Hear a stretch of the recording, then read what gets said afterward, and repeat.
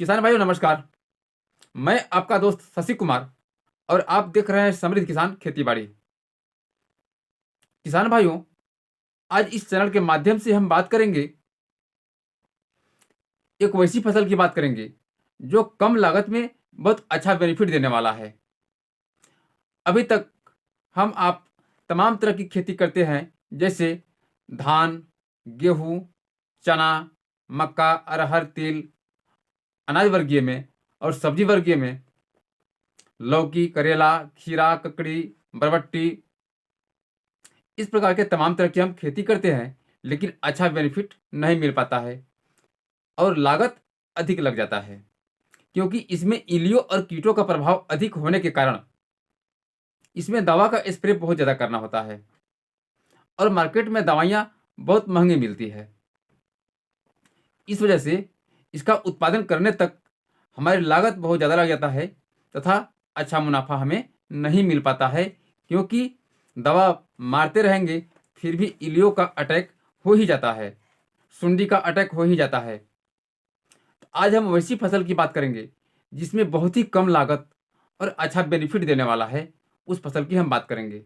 तो किसान भाइयों, यदि आप इस चैनल पे पहली बार आए हैं तो इस चैनल को लाइक करें, सब्सक्राइब करें, क्योंकि इसी प्रकार से खेती बाड़ी से संबंधित जानकारी लेकर हमेशा आते रहते हैं। तो किसान भाइयों, देर न करते हुए विषय की ओर आगे बढ़ते हैं। तो अब हम बात करेंगे वैसी कौन सी फसल है जो हमें बहुत ही कम लागत में अच्छा बेनिफिट देने वाला है। तो किसान भाइयों, वो फसल है राजमा।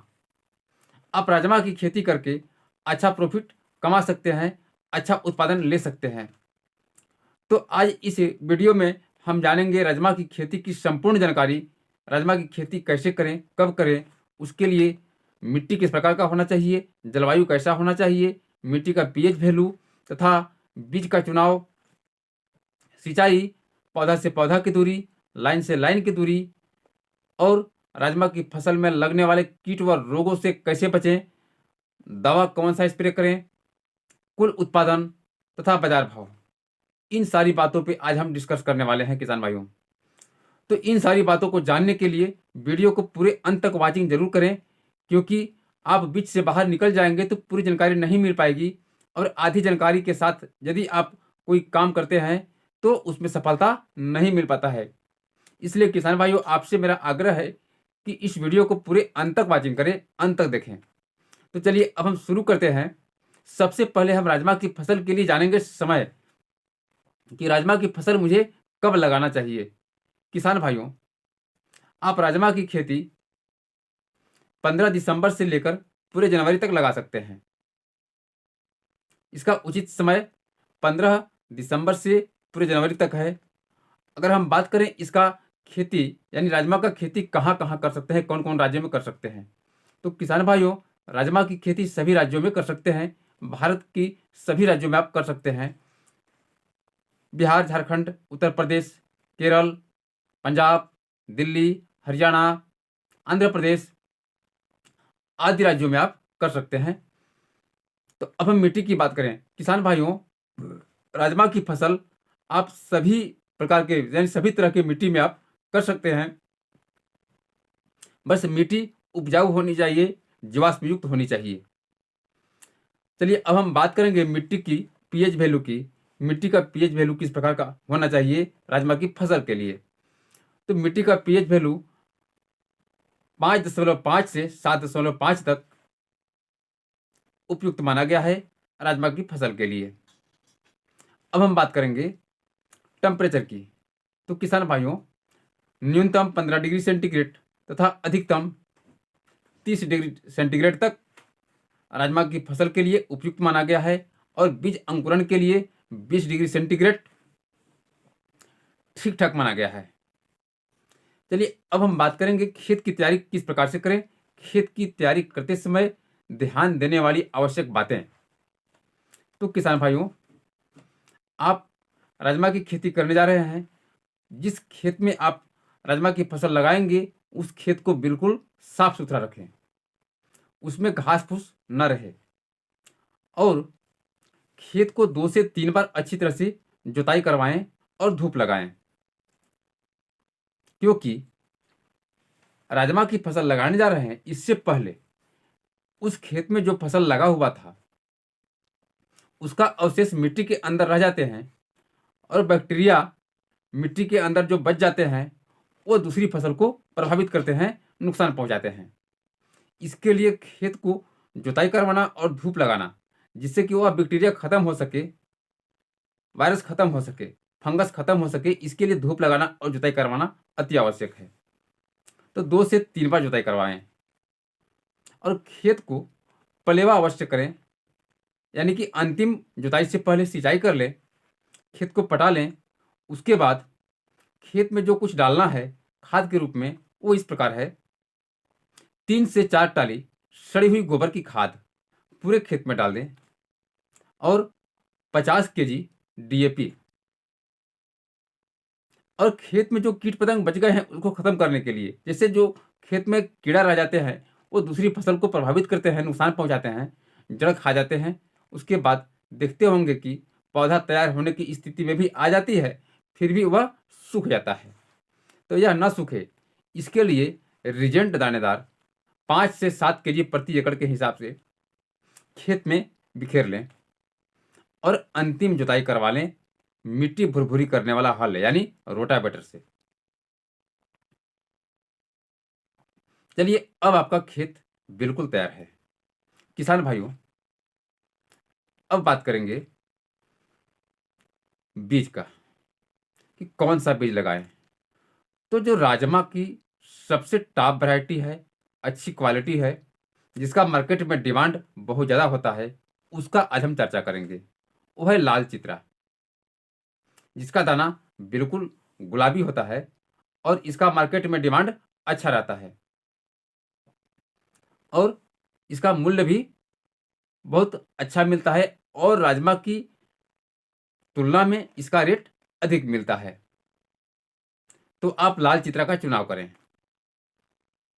अब हम बात करेंगे लाइन से लाइन की दूरी और पौधा से पौधा की दूरी क्या होना चाहिए। तो किसान भाइयों, पौधा से पौधा की दूरी 4 से 5 इंच रखें और लाइन से लाइन की दूरी 1 से 1.5 फीट रखें। अब बात आती है इसका हम बुवाई कैसे करें।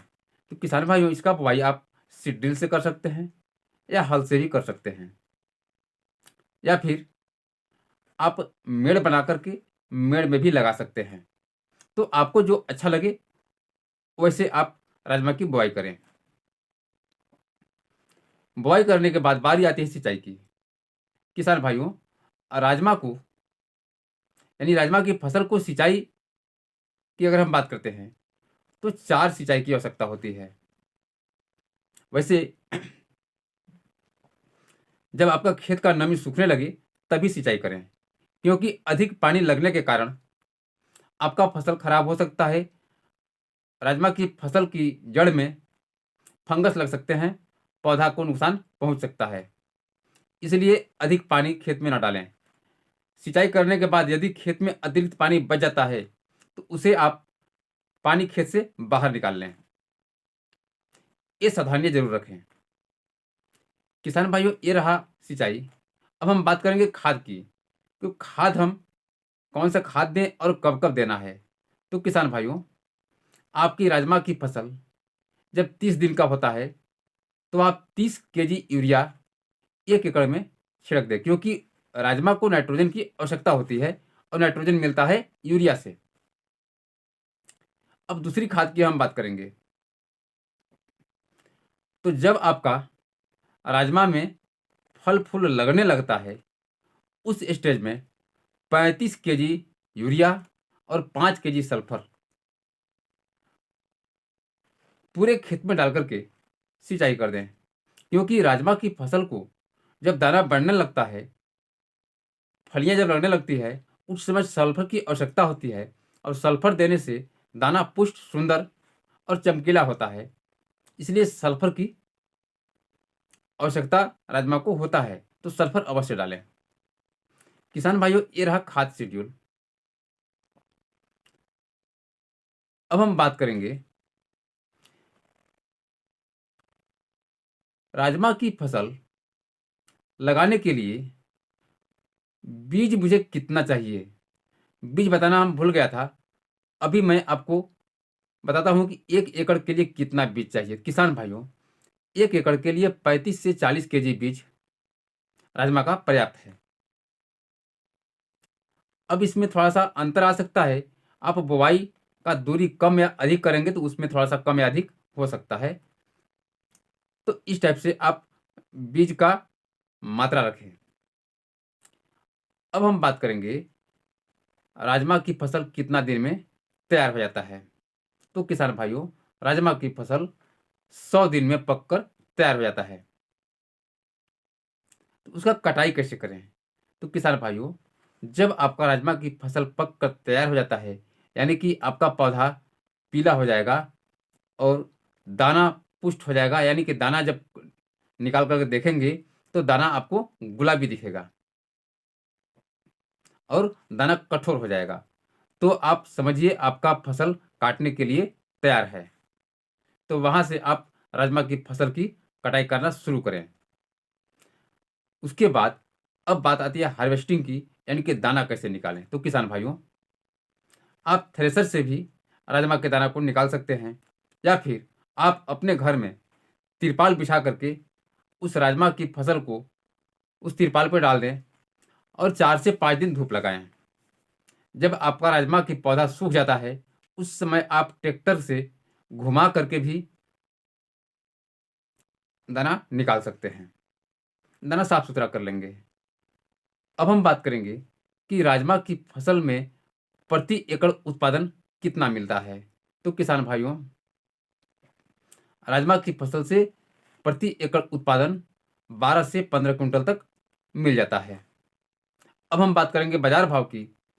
किसान भाइयों, राजमा की फसल 10 से 12 हज़ार रुपया प्रति क्विंटल के हिसाब से आप इसका मूल्य ले सकते हैं, यानी आपको यह अच्छा मूल्य देता है। कहे तो 100 से 120 रुपये प्रति केजी के हिसाब से आप इसको बेच सकते हैं। अब बात आती है इसको हम बेचें कहाँ।